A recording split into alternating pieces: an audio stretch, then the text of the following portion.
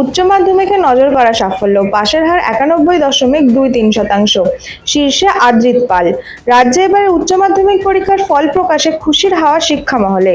চলতি বছরে মোট পাশের হার দাঁড়িয়েছে 91.23%। পাশের হারে এবারে ছেলেদের টেক্কা দিয়েছে মেয়েরা। মেয়েদের পাশের হার 92.47%, যেখানে ছেলেদের পাশের হার 89.71%।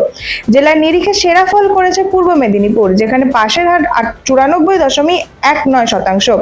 তবে মেধা তালিকায় ছেলেদেরই আধিপত্য বেশি দেখা গিয়েছে। প্রথম 10-এ জায়গা করে নিয়েছে 64 জন পরীক্ষার্থী। এর মধ্যে 56 জন ছেলে এবং 8 জন মেয়ে। দক্ষিণ 24 পরগনা থেকে প্রথম 10-এ রয়েছে 19 জন, পুরুলিয়া থেকে 17 জন এবং কলকাতা থেকে রয়েছে 4 জন।